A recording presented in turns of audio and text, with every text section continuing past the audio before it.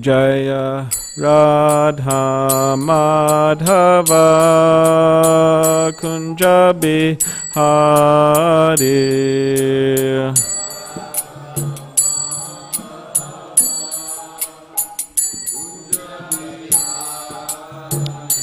Jaya Radha Madhava Kunja Bihari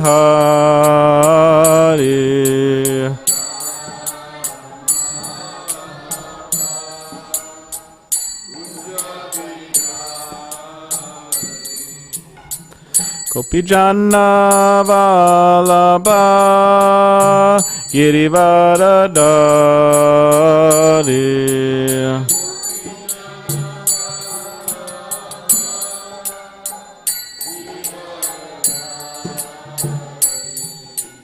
Gopijana Vallabha Girivaradari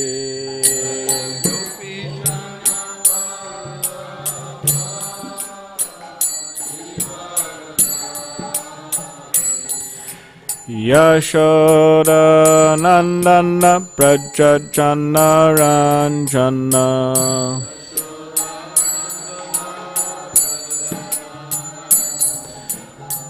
Yashoda Nandana Prajajana Ranjana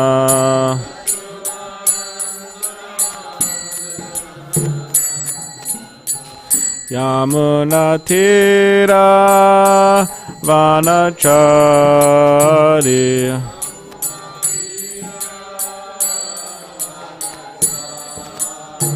Yamuna Tira Vanachari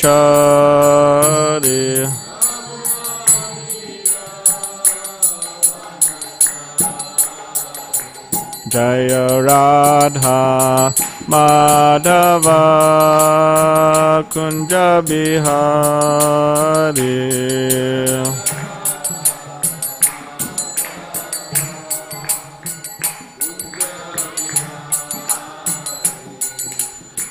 Gopijana Vallabha Girivaradari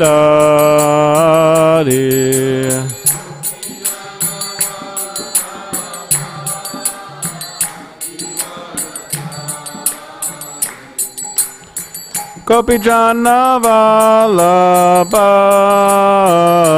Girivaradari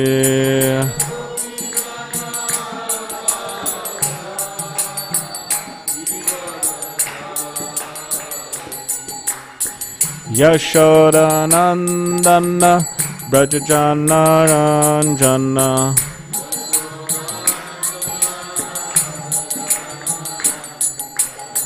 Yashoda Nandana Brajajana Ranjana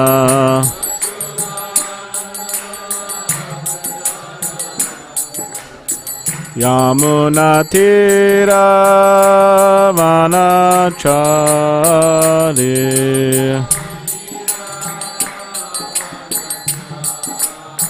Yamuna Tira Vanachari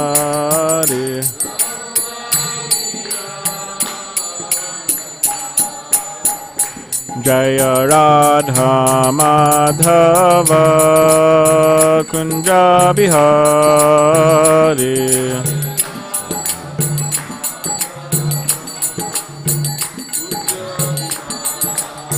Jaya Radha Madhava Kunja Bihari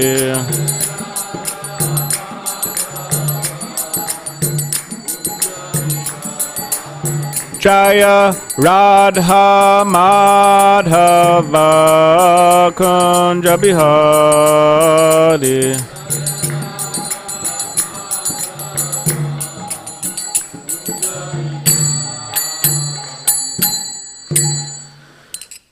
Hare Krishna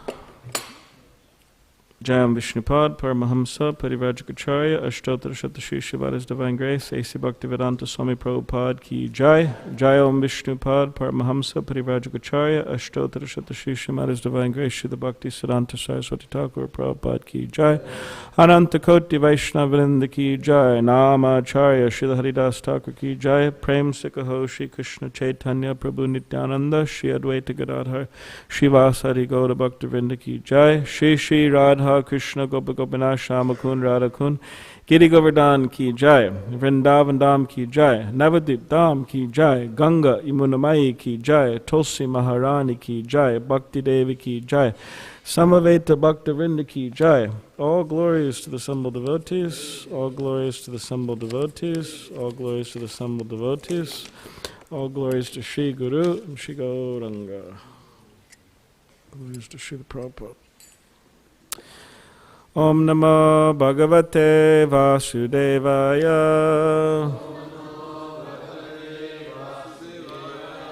Om Namo Bhagavate Vasudevaya. Om Namo Bhagavate Vasudevaya. Srimad Bhagavatam, 3rd Canto, the status quo. Chapter 13, the appearance of Lord Varaha. And we will be covering a number of verses today, following the, I'm not sure if anybody coined this term yet, but the Krishna House method. So we'll be going through 1 through 13, these verses. And before we do that, should we do the invocation? We'll do the invocation together.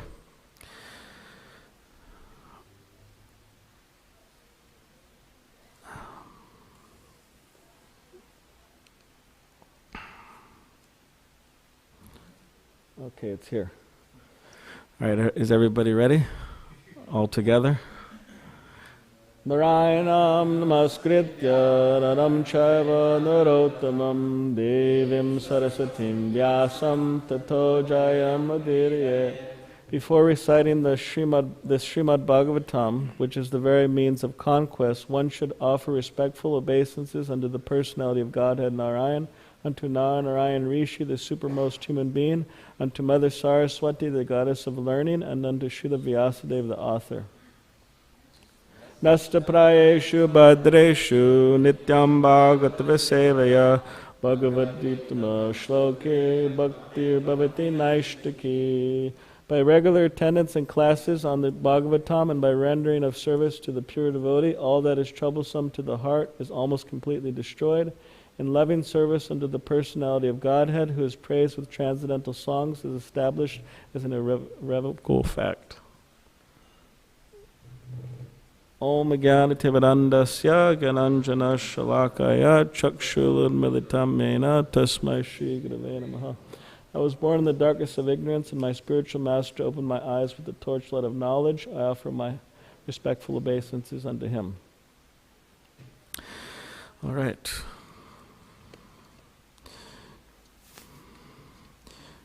So we'll start with, verse 1, and I'll read a few verses, and then if we could pass the mic around. It looks like he has the mic ready. So I'll read the first 3. Shri Shukadev Goswami said, O king, after hearing all these most virtuous topics from the sage Maitreya, Vidura inquired further on the topics of the Supreme Personality of Godhead, which he adored to hear. Vidura said, O great sage, what did Swayambhuva, the dear son of Brahma, do after obtaining his very loving wife? O best of the virtuous, the original King of Kings, Manu, was a great devotee of the personality of Godhead, Hari, and thus it is worth hearing of his sublime character and activities. Please describe them. I am very eager to hear. Persons who hear from a spiritual master with great labor and for a long time, must hear from the mouth of pure devotees about the character and activities of pure devotees. Pure devotees always think within their heart of the lotus feet of the personality of Godhead, who award his devotees liberation. Sri Shukadev Goswami said, "The personality of Godhead, Sri Krishna, was pleased to place his lotus feet on the lap of Vidura because Vidura was very meek and gentle. The sage Maitreya was very pleased with Vidura's words, and being influenced by his spirit, he attempted to speak."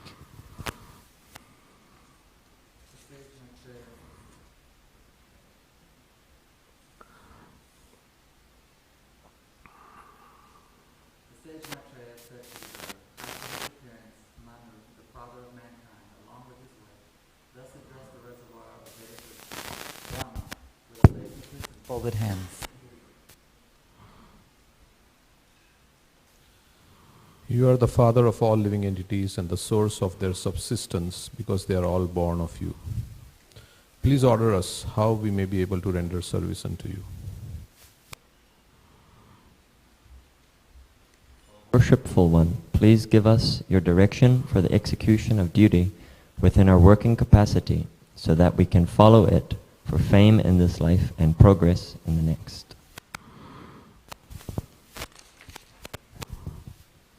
Lord Brahma said, "My dear son, O Lord of the world, I am very pleased with you, and I desire all blessings for both you and your wife. You have without reservation surrendered yourself unto me with your heart for my instructions."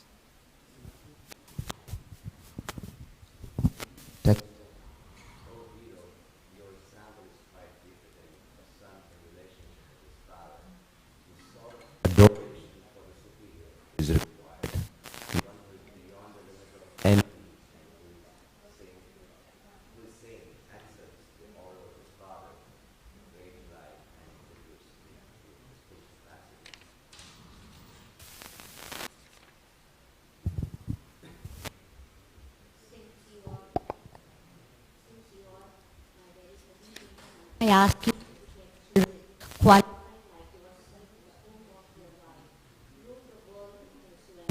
of the principles of devotional service unto the Supreme and thus worship. But yeah.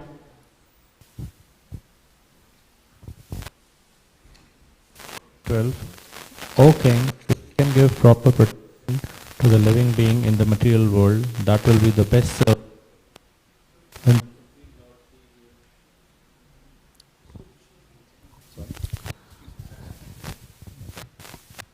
When the Supreme Lord sees you to be a good protector of the conditioned soul, certainly the master of the senses will be very pleased with you.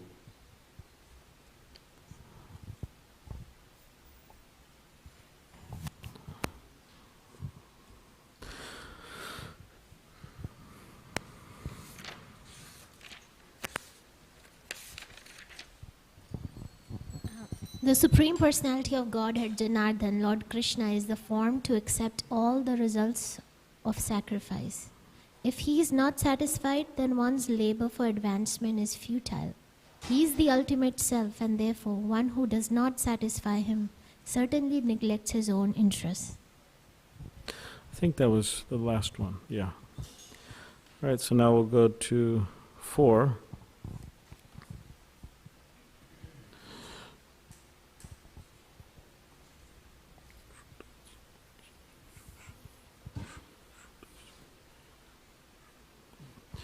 Shrutasya pumsam shutchiri sharmasya nanvanjasa surabhir iditorta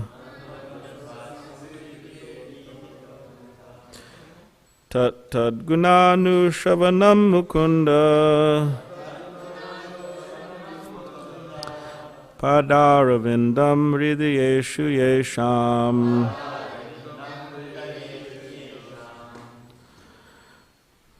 Did I chant it 2 more times? Okay. Shuddhasya pumsam suchira shamasya Nandan, which is Sarabhiri Torta. Tat Tat Gunanu Shavanam Mukunda.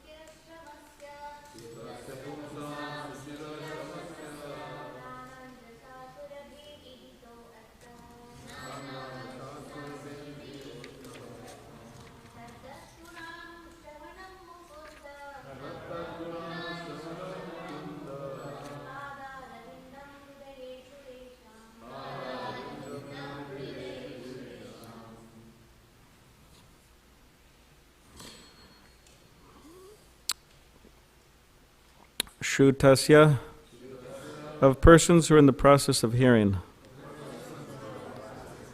Pumsam, of such persons. Suchira, for a long time. Shamasya, laboring very hard. Nanu, certainly. Anjasa, elaborately. Surabhihi, by pure devotees. Iditaha, explained by. Artaha, statements. Tat, that. Tat, that. Guna, transcendental qualities. Anushavanam, thinking. Mukunda, the personality of Godhead, who awards liberation. Pada Aravindam, the lotus feet. Hrideshu, within the heart. Yesham, of them. Translation and commentary by His Divine Grace, A.C. Bhaktivedanta Swami Prabhupada. Chai. Persons who hear from a spiritual master with great labor and for a long time must hear from the mouths of pure devotees about the character and activities of pure devotees. Pure devotees always think within their hearts of the lotus feet of the personality of Godhead, who awards his devotees liberation. Purport. Transcendental students are those who undergo great penance in being trained by hearing the Vedas from a bona fide spiritual master. Not only must they hear about the activities of the Lord, but they must also hear about the transcendental qualities of the devotees, who are constantly thinking of the lotus feet of the Lord within their hearts. A pure devotee of the Lord cannot be separated from the lotus feet of the Lord for even a moment. Undoubtedly, the Lord is always within the hearts of all living creatures, but they hardly know about it because they are deluded by the illusory material energy. The devotees, however, realize the presence of the Lord, and therefore they can always see the lotus feet of the Lord within their hearts. Such pure devotees of the Lord are as glorious as the Lord. They are, in fact, recommended by the Lord as more worshipable than He Himself. Worship of the devotee is more potent than worship of the Lord. It is therefore the duty of the transcendental students to hear of pure devotees, as explained by similar devotees of the Lord. Because one cannot explain about the Lord or his devotee unless one happens to be a pure devotee himself. Om Jnanativedandasya Kananjana Shalakaya Chakshulanaditamena Tasmai Shrigrave Namaha Mukham Kadidivachalam Pangam Langai Tegirim Yakripa Damaham Vande Shrigrun Diritarinam Vancha Kapadurubhishcha Kripa Sindhubevacha Patitanam Pavanebhyo Vaishnavebhyo Namo Namaha. Jai Shri Krishna Chaitanya Prabhu Nityananda Shri Advaita Gadadhar Shivasadi Gaura Bhaktivinoda Hare Krishna Krishna Krishna Hare Hare Hare Rama Rama Rama Hare Hare. So I read this translation one more time. 4. Persons who hear from a spiritual master with great labor and for a long time must hear from the mouths of pure devotees about the character and activities of pure devotees. Pure devotees always think within their hearts of the lotus feet of the personality of Godhead, who awards his devotees liberation.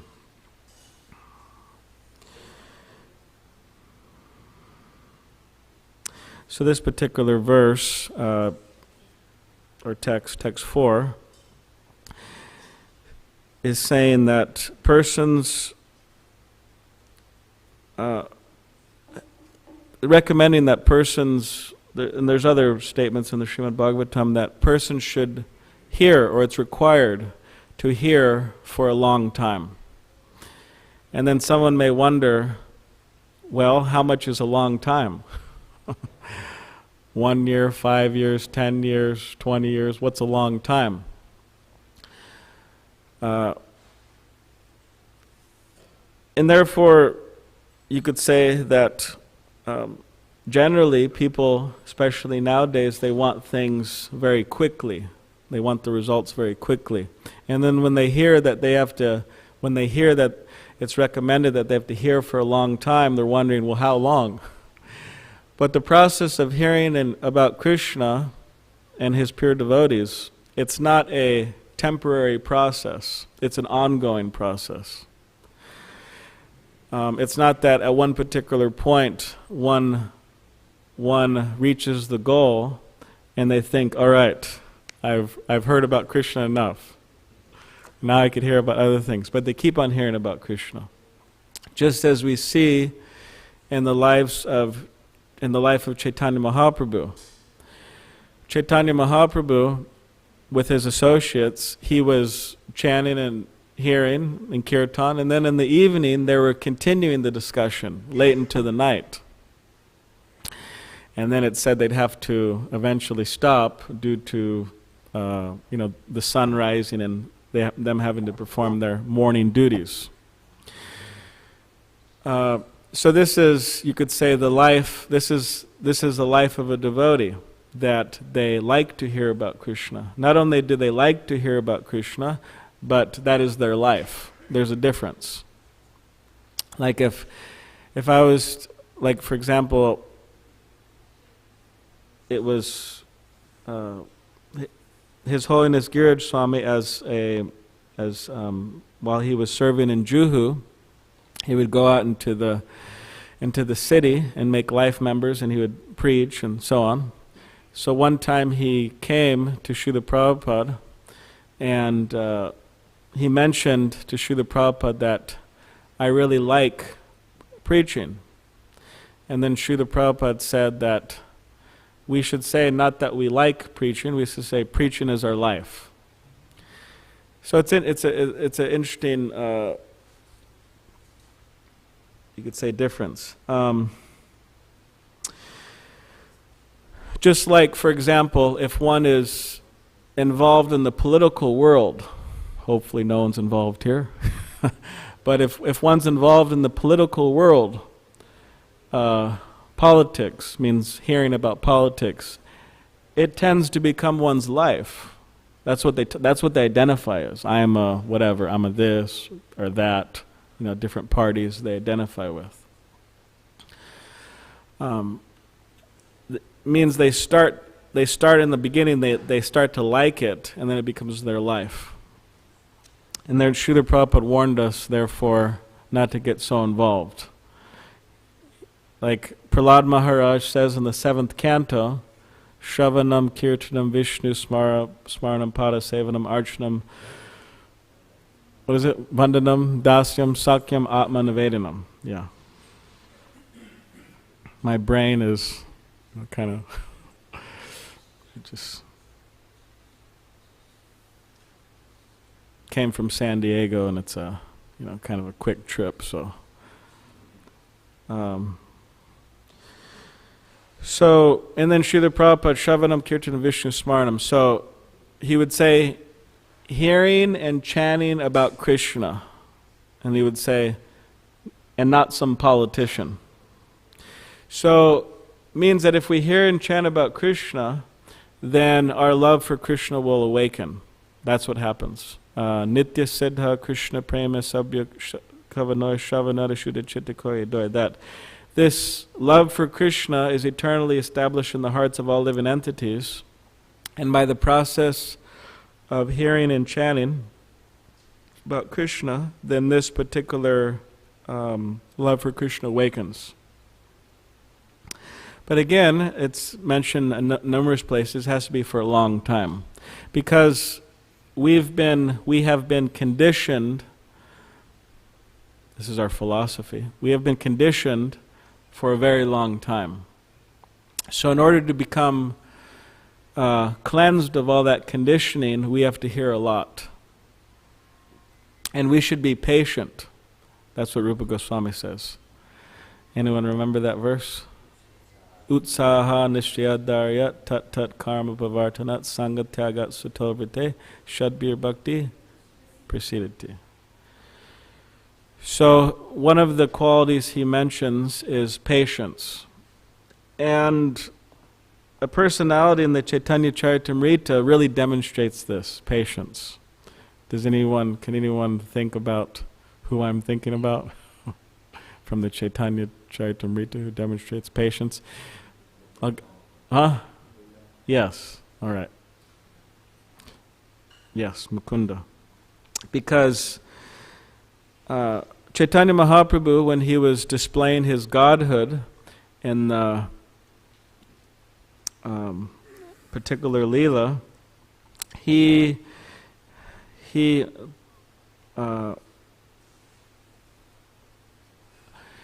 was calling different devotees, and he was giving them benedictions. And he was calling, for example, Murari Gupta.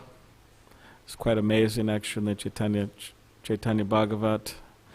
Murari Gupta, because Murari Gupta is actually a incarnation of Hanuman, so Chaitanya Mahaprabhu is revealing that there, and he's revealing himself as Ramchandra, and Murari Gupta is Hanuman, and the whole scene's changing, right, to be like Ayodhya, and it's quite a...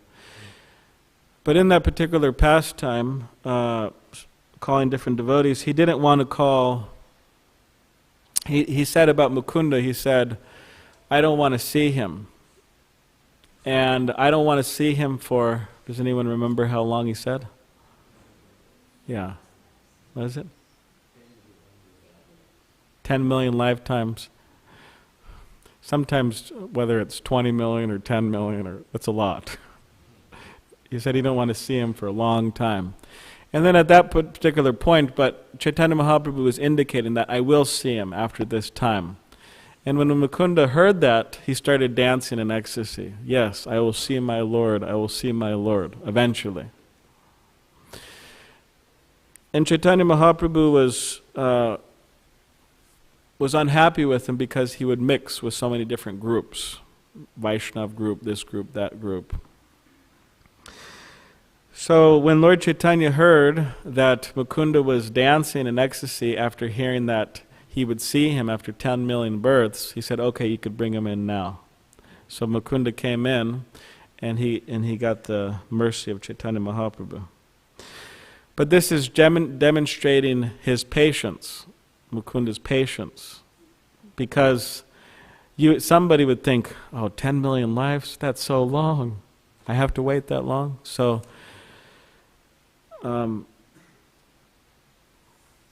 we should be willing to wait. We should be willing to wait. But this waiting shouldn't be, you could say, waiting in the mode of ignorance, but it should be waiting at least in the mode of goodness, with following the principles of Bhakti Yoga. Because waiting in the mode of ignorance, okay, well, who knows when I'm going to see Krishna? Who knows when I'm going to reach the goal? Okay, in the meantime, I'm just going to not try. I'm going to reduce my efforts and sink into the mode of ignorance, which Krishna explains in the Bhagavad Gita, the mode of ignorance. But one should be in the mode of goodness, waiting, and very enthusiastically practicing the principles outlined in Scripture, right? Utsaha nishchaya dharya tat karma bhavartana.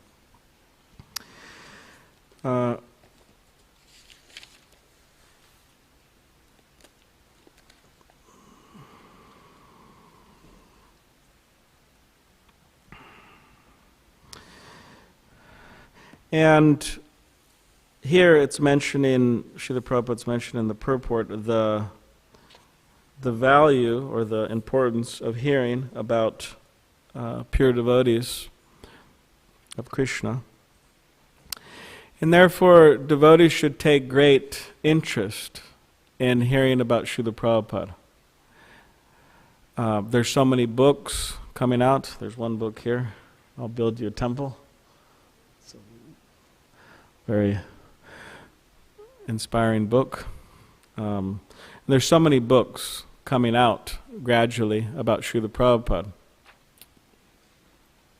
And the more devotees read about Srila Prabhupada, the more they'll be inspired in Krishna consciousness, and the more they'll actually have an understanding about what it means to be a devotee and what it means to be a part of the Hare Krishna movement. And the importance of, you could say, the mission. There's a mission.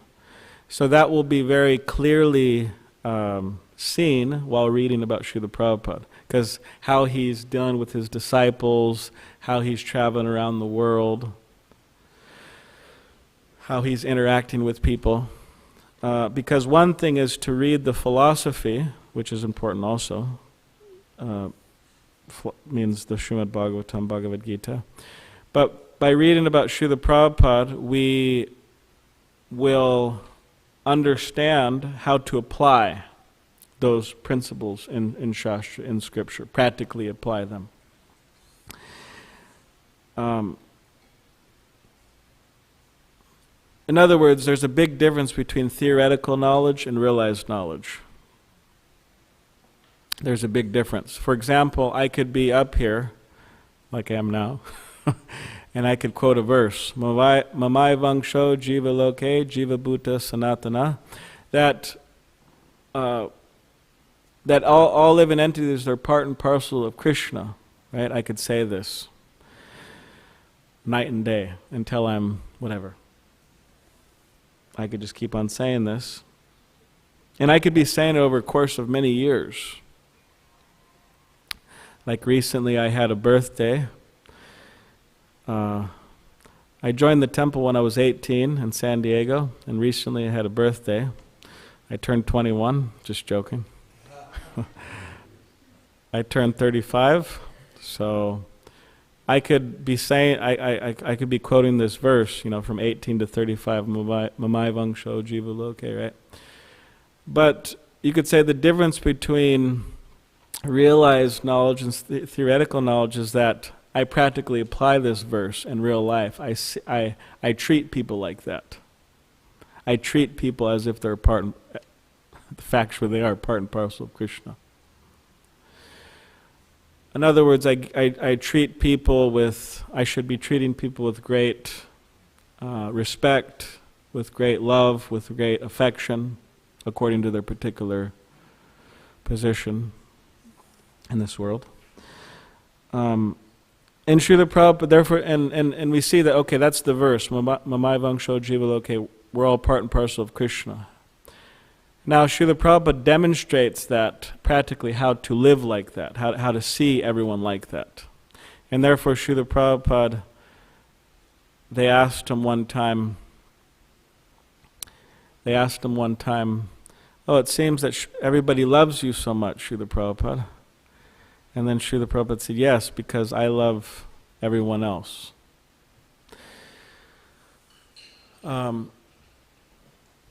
So you could say that this is a sign of a pure devotee. There's many other signs.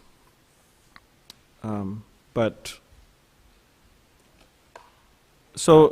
again, by reading about Srila Prabhupada, we'll have a very clear idea how to practically apply the principles in Scripture.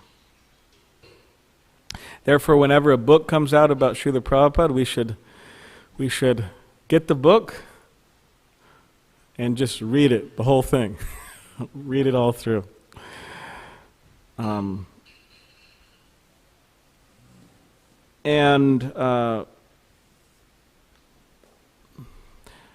that's what I do.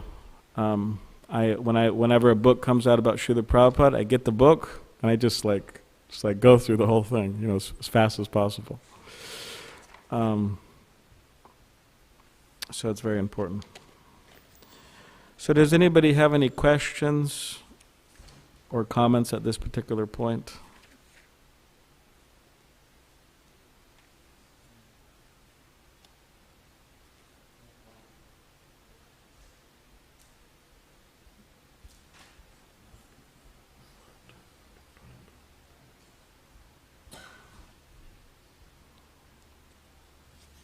Krishna Prabhu. Thank you so Krishna. Much. Thank you. I was really appreciating the point of Mukunda's patience, and then you brought in that the enthusiasm part is so important because we don't just sit there and be patient. We use it in goodness. And I was thinking about how much confidence, because also there in this verse is confidence, how much confidence you have to be patient and remain enthusiastic. So I was wondering if you could talk about those three and how they work together. Okay. All right. Thank you for your question. Yeah, so utsaha nishchaya daryat tat karma pavartanat sangatyagat satorvite shadbir bhakti prasidati. So enthusiasm, patience, confidence. What else is there?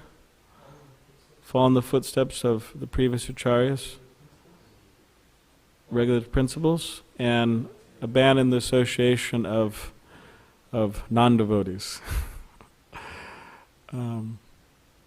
And that's in the next verse also, interesting enough. Rupa Goswami mentions it. Atyahara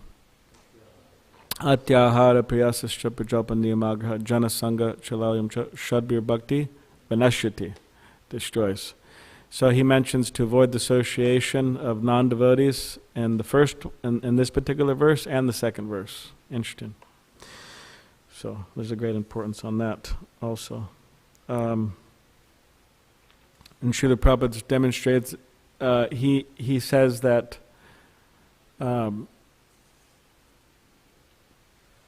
he said worldly-minded people who do not have interest in Krishna consciousness, this is non-devotee. So in relation to enthusiasm, confidence, and patience, it is true that in order to be enthusiastic over a long period of time, or relatively long period of time, and in order to be patient over a long period of time, one needs to be confident, or one needs to be convinced. That's very important, actually, because without being convinced, one will not be able to remain enthusiastic. In other words, actually one will not be able to continue in Krishna consciousness without being convinced. Because everyone can be enthusiastic for a few weeks, a few months, a few years, but kind of not so easy to remain enthusiastic and patient. So to be convinced, again, the stress is on hearing. Therefore, we have Srimad Bhagavatam class every day, right? Nityam Bhagavata Sevaya. Every day we have Srimad Bhagavatam class. And if we have any doubts, if we need some clarification on a particular topic, then we could ask. We should ask to try to clear those particular doubts. And part of being convinced is our own practice. In other words, we need to practice. Because by practicing, we'll become convinced. Like devotees would say in the early days, they would read the Nectar of Devotion, and they would read about all these principles, and then they would, in their daily life, apply them. Kind of like a science experiment, you could say. They would apply them, and then they would see the results. And in this way, they become convinced. Like, for example, it says that to consider the glories of the holy name, to consider the glories of the holy name to be an exaggeration, that's one of the 10 offenses.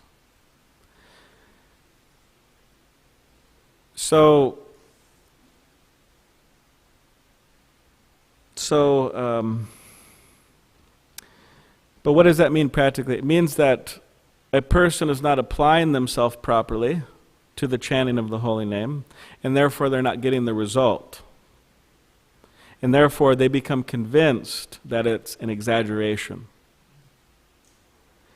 And that could go for the whole of Krishna consciousness. That chanting Hare Krishna is an exaggeration. The results you get from it is an exaggeration. In other words, blissfulness, happy. I'm not feeling the bliss, right? Someone may say. Or chanting the holy name, associating with devotees, right? In other words, one could see the spiritual master in an ordinary man, right? Which is an offense. I mean, all of it's an offense, but chanting the holy names, deity worship, associating with devotees, residing in a holy place. Like, for people who are outside of Krishna consciousness, they think, oh, holy place, what's so holy about it? Just like Vrindavan. They say, I mean, there's some talk about, the point brought up, but there's a covering of the Dham, a layer, that if somebody's too materialistic, they cannot enter into the Dham, or they're too offensive. So, if we do not follow properly or precisely, we may, at a particular point, just think it's the whole thing's just an exaggeration. The whole thing's just a big dream, a pipe dream. My father, I was visiting in his home in Oregon. I mean, he's a nice person. He supports, me being a Hare Krishna, which not always happens. I mean, one devotee, Dravida Prabhu, those of you who know him in San Diego, his father was on his deathbed, and Dravida Prabhu went to go see him. He's talking with him, and Dravida Prabhu, he was already like a devotee for like 25 years at that point, brahmachari, 25 years.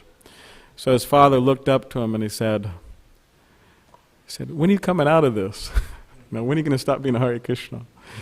So anyways, my father accepted this, but I remember I was visiting one time, and I had my thread, and I put my thread around my ear like this, and whatever.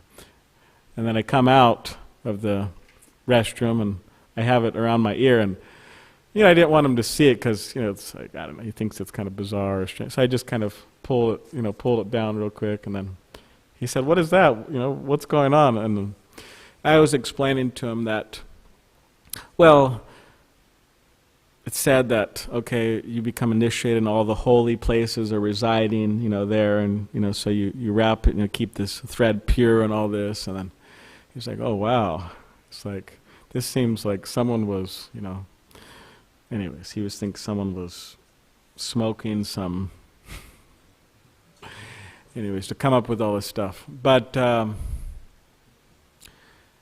a materialist, it all seems just like a dream.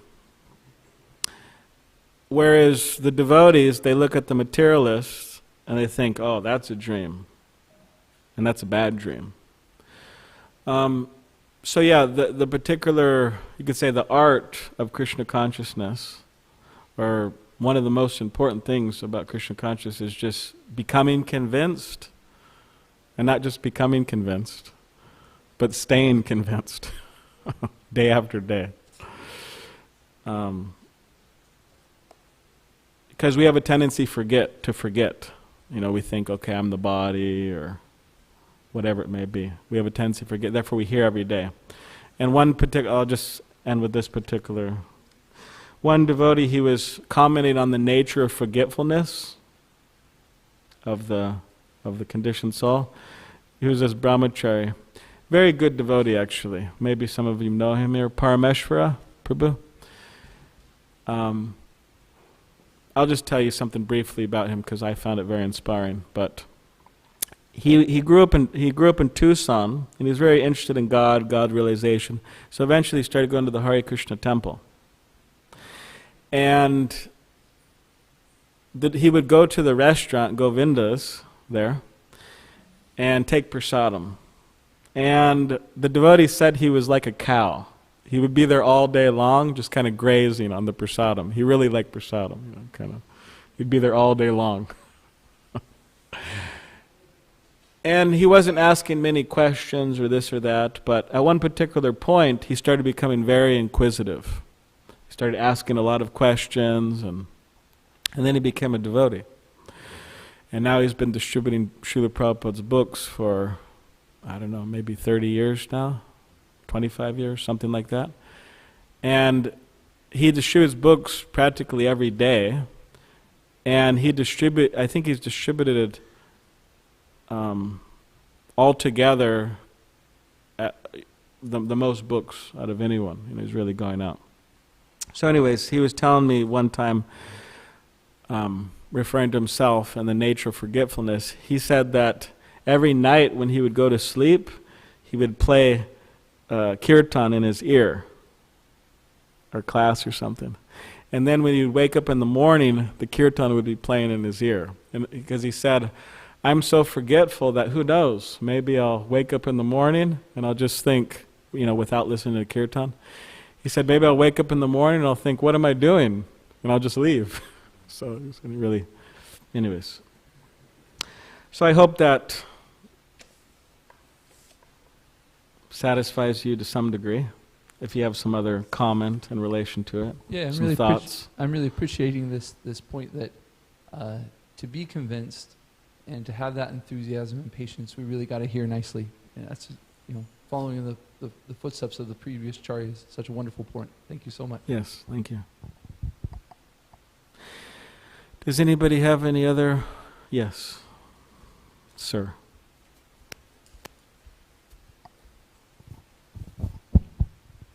I thought it was an interesting point that I haven't heard much about before, but that to understand the pure devotee, you have to hear from a pure devotee. And that was one of the things that Srila Prabhupada was talking about in the purport.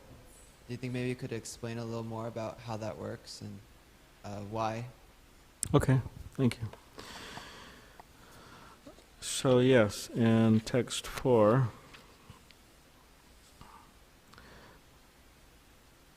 persons who hear from a spiritual master with great labor and for a long time must hear from the mouths of pure devotees about the character and activities of pure devotees. Pure devotees always think within their hearts of the lotus feet of the person of God towards his devotee's liberation. So, hearing from a non-devotee, Krishna Katha, Hari Katha, Kirtan, Srimad Bhagavatam class and so on. Sanatana Goswami says that that produces some ill effects within the consciousness. In other words, it's not advised to hear from a non-devotee Krishna Katha. Because their heart is unclean, or you could say their heart has some underlying envy towards Krishna, and that particular, you could say, mood, although maybe it cannot be seen immediately, that mood of their offering, it affects the consciousness of those who consume it. Similarly, just as we say that the cook, his particular consciousness or her consciousness affects the persons who consume that particular offering, it affects their consciousness. I'm not sure where I heard this from, but His Holiness Tamal Krishna Goswami, when he was managing the Radha Damodar bus party, at one particular point the devotees were quarreling and not getting along, right? You know, devotees sometimes do that. Shouldn't do it, but. And then he had this idea. He said, okay, we're going to change the cooks. So he changed the cooks, and then everything was fine after that. Now, that could be seen two ways. One way is that maybe the devotees weren't so inspired with the particular things that those previous cooks were making. You know, maybe they weren't so good cooks, in other words. Or maybe they may have been good cooks from a material standpoint. You know, they knew what they were doing. They knew how to fry puris and make khichdi properly. But maybe their consciousness wasn't exactly right. So anyways, he changed the cooks and it helped the party. So now we talk about that in relation to accepting food or prasadam or whatever, right? But similarly, in hearing, the same principle is there. Hearing kirtan, hearing Bhagavatam class. So therefore the idea is that the more pure the devotee who's speaking or leading kirtan, the better for the audience. Therefore, when Shukadev Goswami arrived on the scene, everybody, Srila Vyasadeva was there. Narada Muni was there. I mean, it wasn't that there weren't qualified devotees there. They were the most qualified devotees in the whole universe, even beyond the universe, right? But when Shukadev Goswami walked into the arena, everybody, and please, you know, he had a special qualification. They wanted to hear from him. And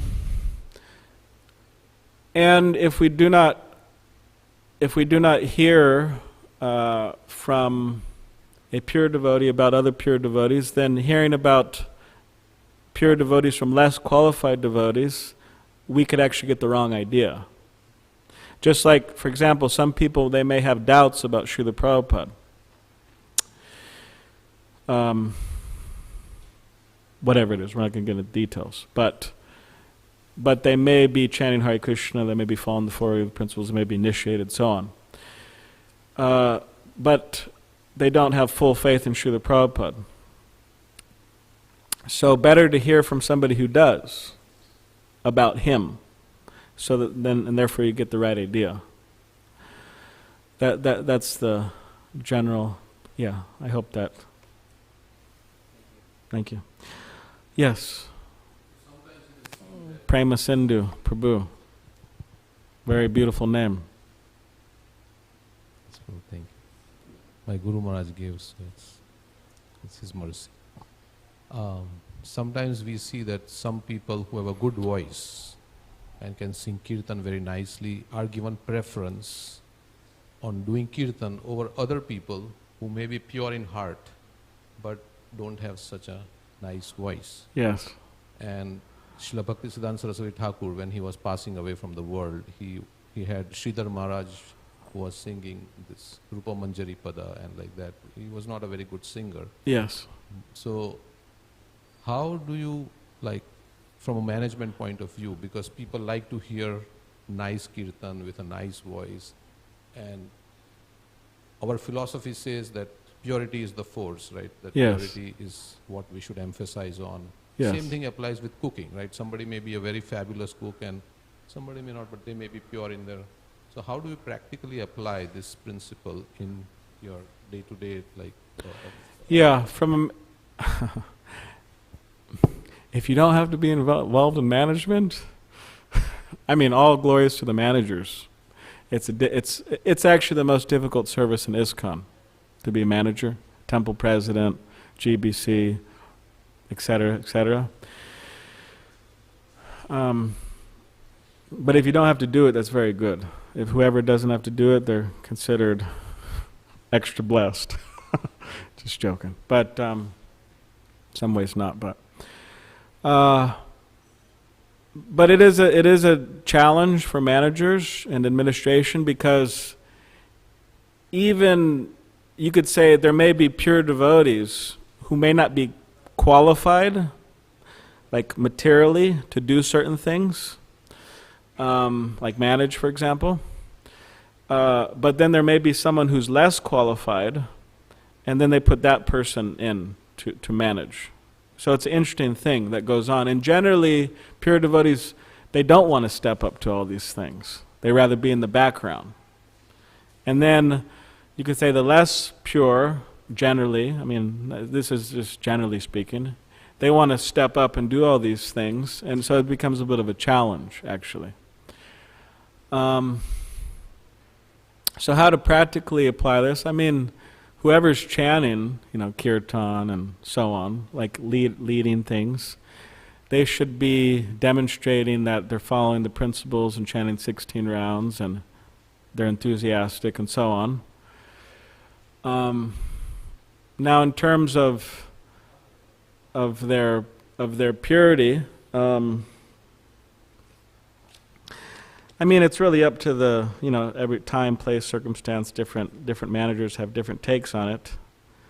Like, for example, in ISKCON San Diego, where I happen to be based, we have a devotee there, his name is Bhajanarayan Swami, and he's very strict, who leads kirtan.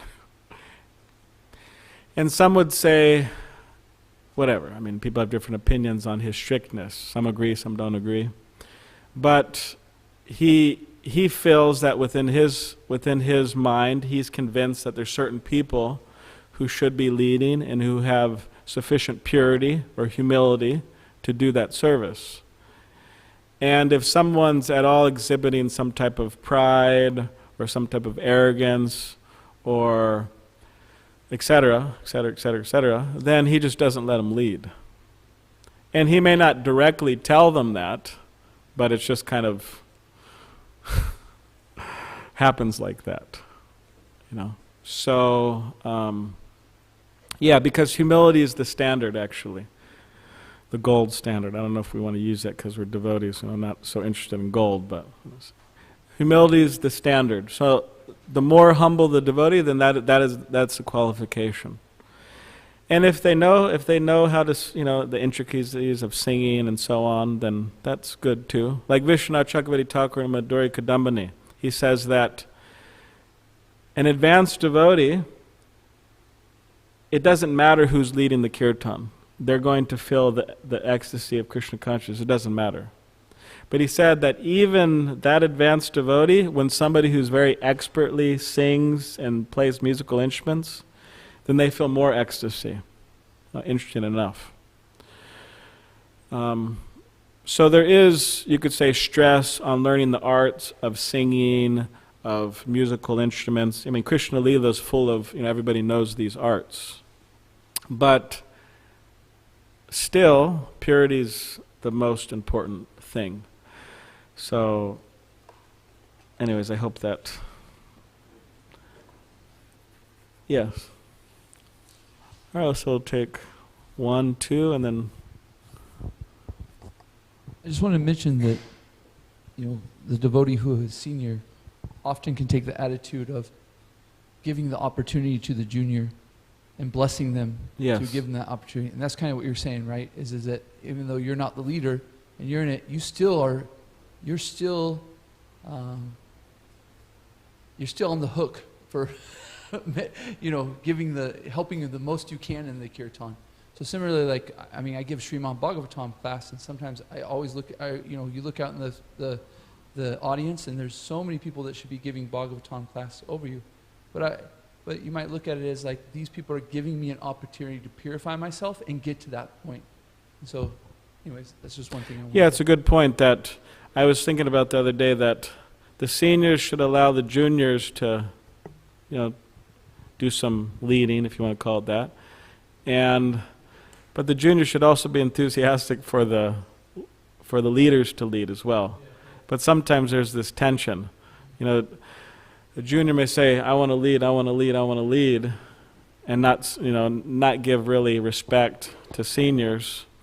And then a senior may think, well, I want to lead, and this person shouldn't lead, as a junior. So there has to be kind of a mutual respect and appreciation and sharing type of. Yes. Yeah, I just want to add, Prabhu, Hare Krishna. So I read Srila Prabhupada mentioned that we should not care for the audience, we should sing for the satisfaction of Krishna. So yes. When we sincerely sing for the satisfaction of Krishna, automatically everybody will be attracted. Right? So the main mood should be for the satisfaction of Krishna rather than for the crowd. Yes. Yeah, that's what yeah, very good. We should. The main thing is pleasing Krishna. Sometimes, just briefly, there was this devotee, Rajendranandana Prabhu, Srila Prabhupada disciple. He passed away some time ago. Very blissful, wonderful devotee. But his particular experience, he was on a Navadvip Mandala Parikrama, and one of the speakers he felt was crossing the line in terms of getting too much into, you could say, conjugal ras. And he felt the audience, it wasn't appropriate. So then the next day he spoke. There's a lot of devotees there, hundreds, thousands of devotees. And he spoke, and he was quite strong about it. And he felt that he really people were not kind of smiling at the end of the talk type of thing. And he was thinking in his mind, maybe I crossed the line, maybe I did something wrong, And but anyways, he confirmed with a number of senior advanced devotees, and they're very happy. They said, no, that you did the right thing. So even though you could say by someone speaking, for example, or leading kirtan, maybe others won't be pleased. But there are cases where one could speak or sing and Krishna is pleased. And that, you could say in some cases, overrides others being pleased. In other words, we need to speak the truth, even if others aren't pleased. I remember this one thing about Tamal Krishna Goswami. He was at Gita Nagari, and he said that the devotees happened to be in a lot of debt, and the idea is they're supposed to be going out and distributing books and helping to pay the debt and everything, but he said they weren't really doing that. So then he came and he gave a talk, quite a strong talk, and then he was walking out and he said, I can guarantee you that no one was smiling after that talk. But it was for their benefit. So, all right, so I think we'll stop there. And thank you all very much. Grantaraj Srimad Bhagavatam ki jai, Srila Prabhupada ki jai, Gaur Bhaktivinoda ki jai.